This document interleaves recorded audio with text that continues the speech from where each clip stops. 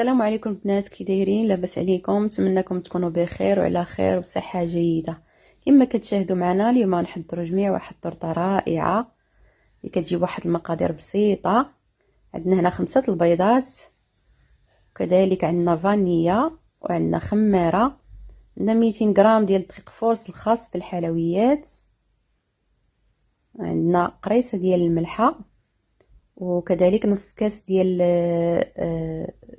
سنيده، وحتى الكاس لاروب. اول حاجه غادي نبداو بها ناخذ هذاك البيض. هنا كما قلت لكم 5 ديال البيضات، يكونوا بحراره الغرفه ولا حراره المطبخ. غادي نوضعوهم في واحد الطراب كهربائي. اللي ما عندوش ممكن يستعمل الطراب اليدوي، ولكن هاد العمليه كتبغي شويه ديال الوقت، تاخذ منكم مجهود.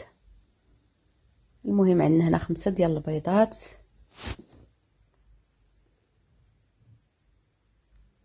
وعندنا هنايا كاس لاروب ولا نص كاس سنيده، كذلك عندنا واحد القريصه ديال الملحه، غادي نوضعوا فانيليا،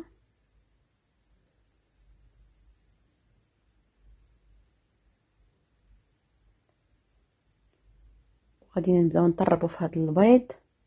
في الاول غادي نديروا السرعه متوسطه، غادي نطربوا واحد شويه وغادي نزيدوا في السرعه. كما كتلاحظوا معايا انا كدير هنا 2، دابا غندير 3. غادي انا زدت في السرعه. المهم هاد العمليه غتاخذ منا واحد 5 ديال الدقائق تقريبا، حتى هذاك البيض يولي لنا بحال الكريمه. الا قلبتوه وبيض ولقيتوه بحال الشكل ديال الرغوه ديال التيد، هنا راه باقي ما وجد عندنا هذاك البيض، حتى يولي لنا بحال الكريمه، يولي متماسك وثقيل، ويتضاعف الحجم ديالو على 3 المرات. كما كتلاحظوا معايا البيض ديالنا ولا بحال الكريمه متماسك. غادي نبقاو نطربوه حتى يتماسك عندنا البيض.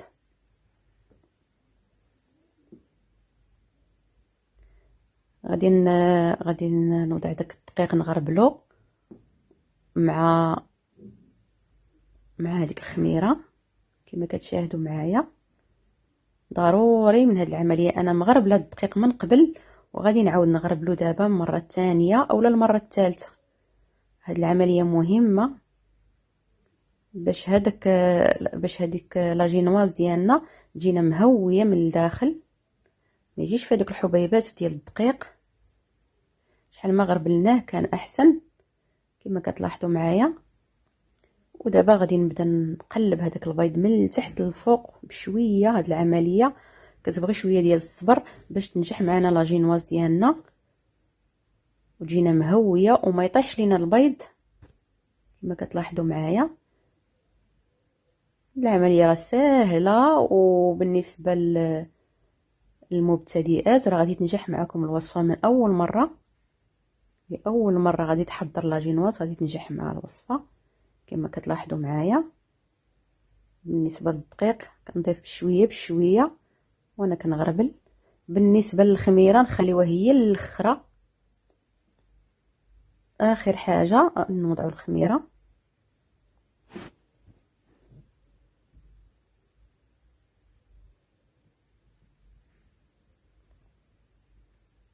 كذلك نخلطو من التحت للفوق وغير بشويه. كما كتلاحظوا معايا البيض باقي بحال الكريمه ما طاحش.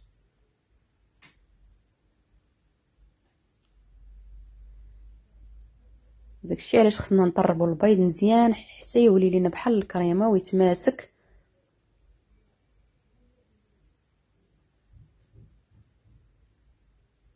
عندي هنا واحد شويه ديال الدقيق غادي نضيفو. المهم انا استعملت هنا 200 غرام ديال الدقيق. 5 البيضات، الحجم ديالهم متوسط.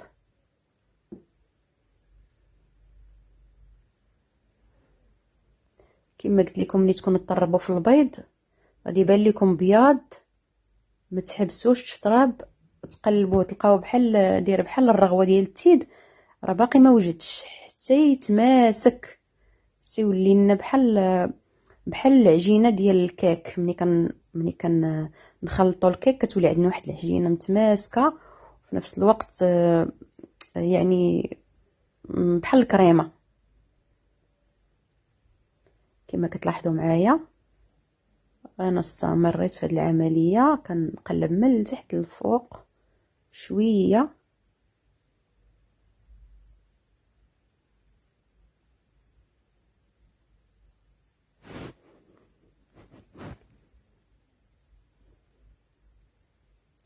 انا في هذه الاثناء انا الفرن كيسخن، شعلت على الفرن ديالي كيسخن على درجه 200 درجه. والاناء اللي غادي او المول اللي غادي نطيب فيه هاد لاجينواز حتى هو نحضروه من قبل باش غير نكملوا التخلاط ديال هاد لاجينواز، نصبوها في المول ونوضعوها في الفران. كما كتلاحظوا معايا العجينه كتجي رخوه وكذلك كتجي مهويه مزيان، العجينه كتجي رائعه.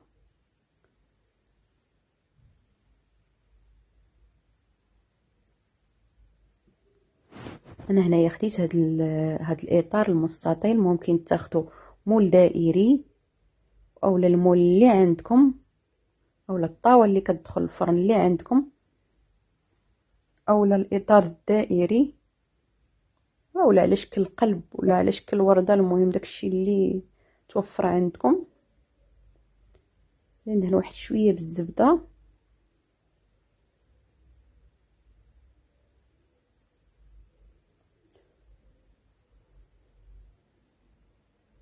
انا هنا فرشت ورق الزبده وغادي نصب هذاك الخليط اللي وجدت اللي حضرت. صافي هنايا غادي نصب هذاك الخليط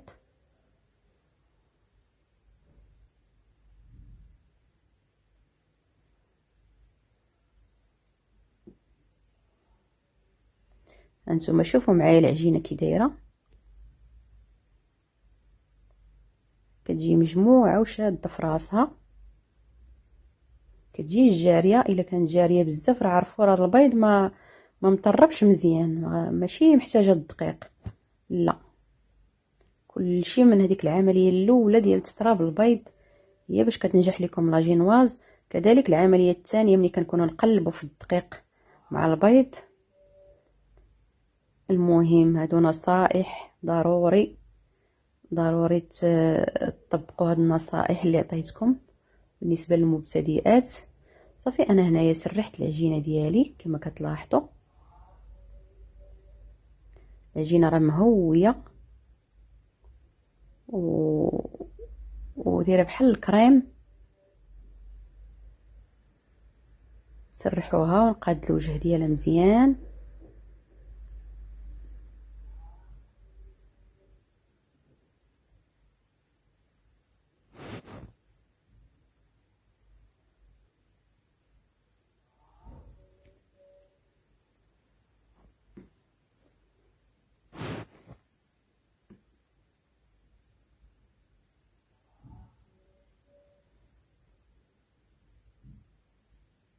وغادي ندخلها للفرن ساخن على درجة 180 درجة، وهي راه دغيا كطيب. نردو مع البال لا تحرق لينا من التحت، راه دغيا كطيب دغيا كتوجد. شعلوا عليها من الفوق ومن التحت، ممكن تشعلوا عليها من التحت شويه ومن بعد تشعلوا من الفوق، ماشي مشكل.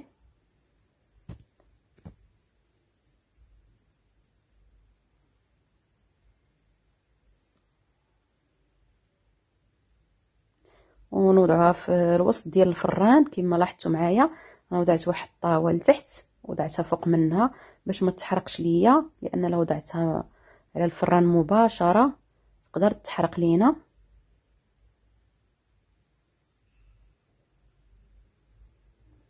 وهنايا غادي ندوز نوجد لا كريم فريش.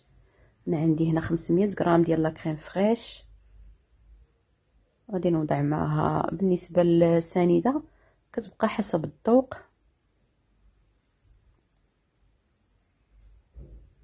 3 المعالق ديال سنيده كبار.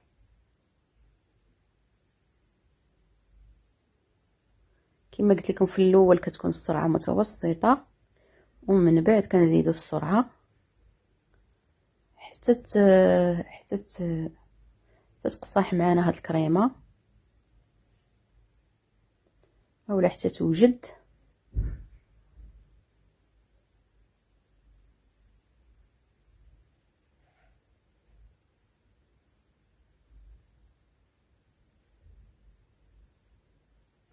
كما كتلاحظوا معايا انا هنا زدت السرعه. لاجينواز ديالنا ها هي وجدات، الصراحه كتجي رائعه، كتجي مهويه وكيجي فيها واحد الفقاعات باينين. ولا كريم فريش ديالنا ها هي وجدات، نخليوها حتى تبان لينا قصاحت وما نفوتوش لا تطراب باش ما تخسرش لينا وترجع تاني كما كانت في الاول.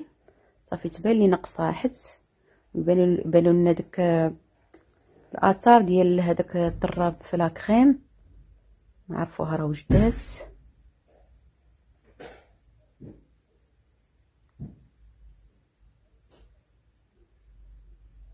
كما كتلاحظوا معايا لا كريم ديالنا هي قصاحت.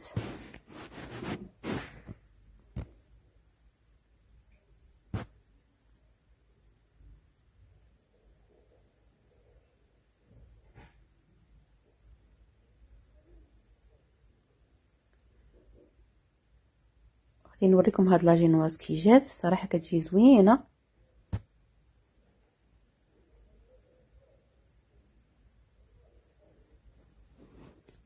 هي ما تحرقات ما والو، كيجي اللون ديالها مذهب ورائع. بالنسبه اللي بغات تخليها تبات اولا توجدها من الصباح وتحضر ديك الطرطه ديالها في العشيه، من الاحسن. انا صراحه وجدتها في البلاصه وخليتها بردت شويه وعمرتها. كما كتلاحظوا معايا كتجي مهويه، كتجي مفشفشه وكتجي رائعه، وكذلك كتجي لذيذه. راه باينه من الوجه ديالها، باينه بانها ناجحه وما كتهرش. واخا انا يلا خرجتها من الفران كما كتلاحظوا معايا ما كتهرس ما والو. انا قسمتها على زوج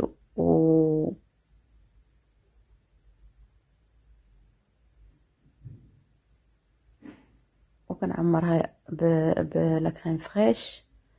بالنسبه لا كريم فريش درت واحد شويه وضفت ليه واحد شويه ديال الفرامبواز كان عندي في المجمد. ممكن توضعوا فيها اي حاجه اولا توضعوا لا كريم بوحدها. هنايا سرحتها مزيان.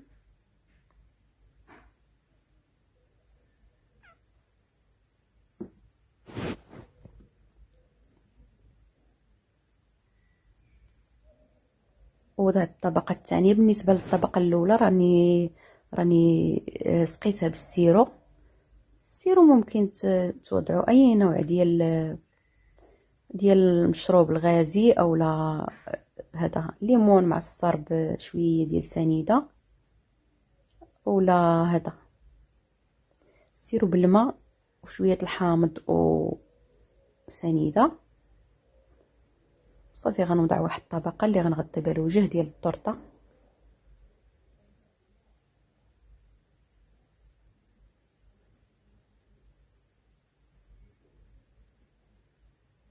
كما كتلاحظوا معايا انا هنايا سرحت لا كريم فريش على الوجه ديال الطورطه كامل.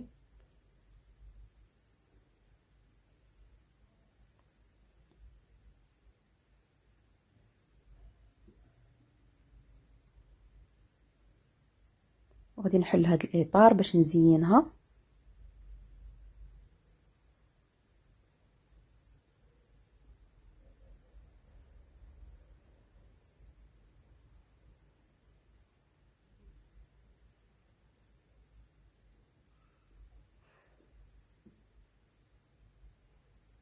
انا اختاريت باش نزينها بالفواكه. صراحه الفواكه كانوا عندي في الدار، قلت علاش لا نزين بهم التورته.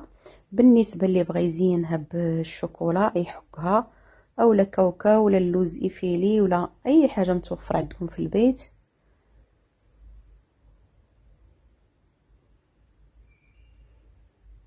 ممكن تزينوا بها. صافي كنديروا هاد الوريدات من الجناب.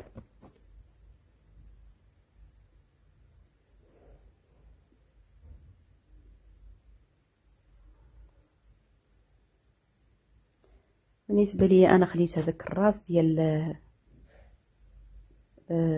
هاد الراس ديال هذاك بحال البوق اللي كنخرجوا به الحلوى، ودعته في واحد البلاستيكه وزينت به.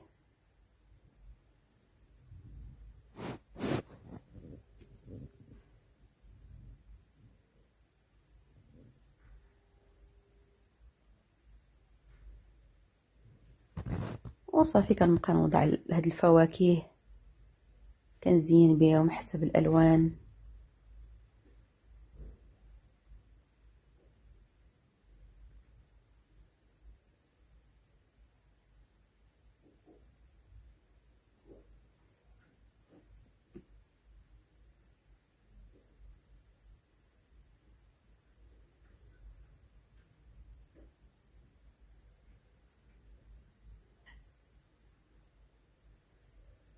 انا هنا كنزين بالفرomboise، عندي هاد الموف وعندي هاد الاحمر.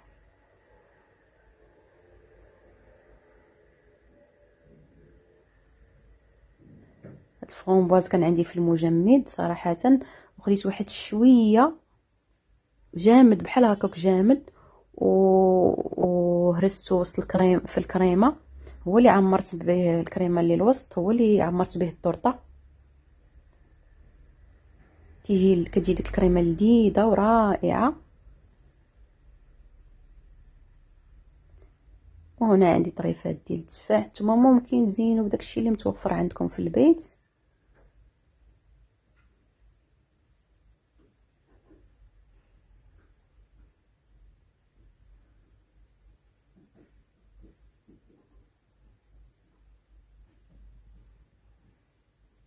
وكما كتلاحظوا معايا التورته ديالنا ها هي وجدات.